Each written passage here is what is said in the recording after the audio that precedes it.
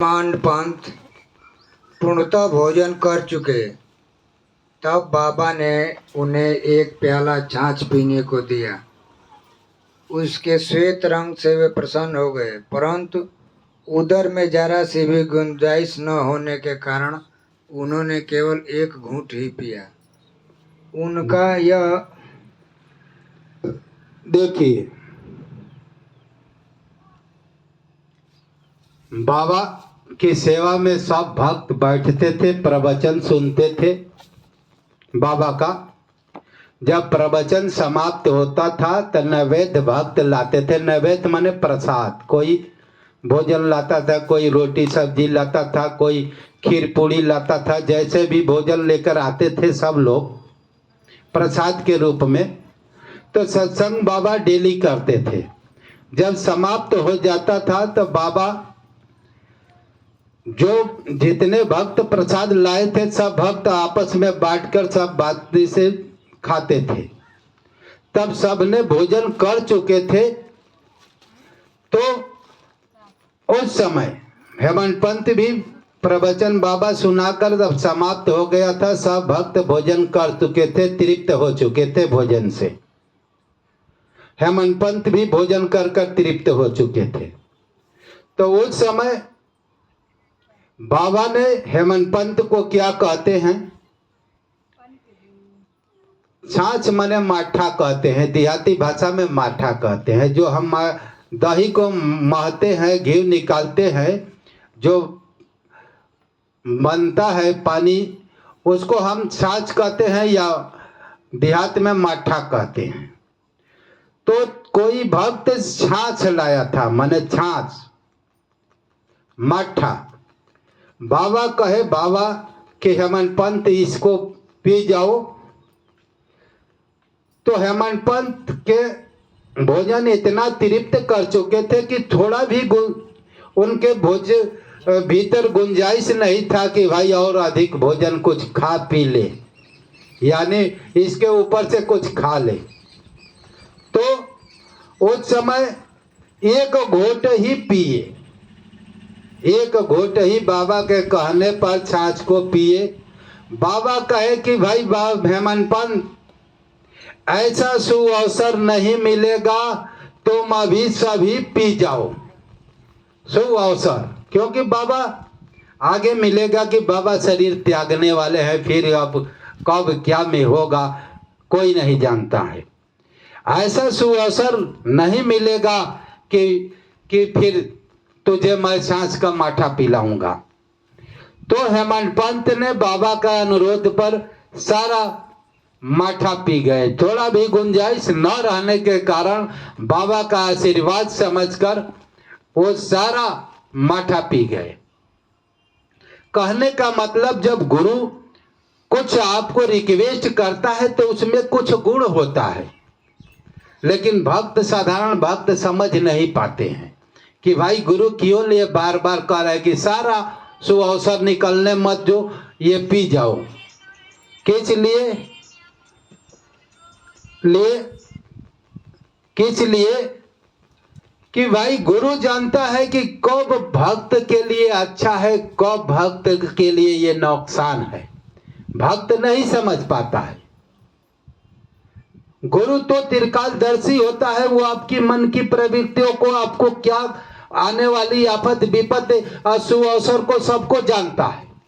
आपको अपने ढंग से संकेत करेगा, लेकिन शिष्य समझ ही नहीं पाता है।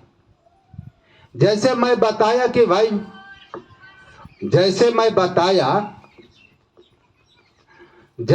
बताया कि हमको बाबा संकेत कर रहे थे, उस संकेत को हम बाद में समझा, ठीक ना। मैं पहले बताया ना, इसी तरह से गुरु संकेत करता है। हेमंत पंत को भी संकेत कर रहे थे, लेकिन हेमंत पंत उस संकेत को नहीं समझ पा रहे कि साधना का अच्छा स्तर होता है। साधना की अच्छी भूमियों में जब पहुंचता है ध्यान के, तो बाबा की संकेत को आदमी समझता है। सब भक्त नहीं समझते।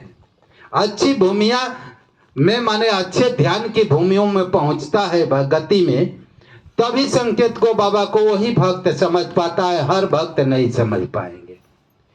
तो वह बाबा का संकेत का था, उसमें आशीर्वाद था उस छाछ में। अब आगे चला। उनका यह उपेक्षात्मक व्यवहार देखकर बाबा ने कहा कि सब पी जाओ, ऐसा सुअवसर अब कभी न पाओगे। तब उन्होंने पूरी छाछ पी ली, किंतु उन्हें बाबा के सांकेतिक वचनों का मर्म शीघ्र ही विदित हो गया, क्योंकि इस घटना के थोड़े दिनों के पश्चात ही बाबा समाधिस्थ हो गए।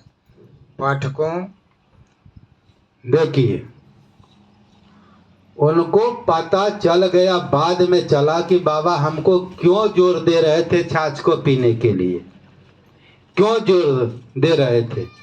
उस छाछ में बाबा का आशीर्वाद था और पीते ही उनको अनुभव होने लगा कि भाई इस छाछ को पिया तो हमारी मनों की गति क्या, साधक के मन की गति से पहचान में आता है कि मन की प्रवृत्तियां इस समय कैसी है। साधना लायक हो चुकी है, भक्ति लायक हो, क्या है, हमको ठीक किसको करना है। इतना सत्संग किसको सुनाते हैं? मन को सुनाते हैं। मन को ठीक करने के लिए हमको कई जन्म लग जाता है। और किसको ठीक करना है? मन ही तो कहता है कि भक्ति करो या ना करो, और कौन कहता है?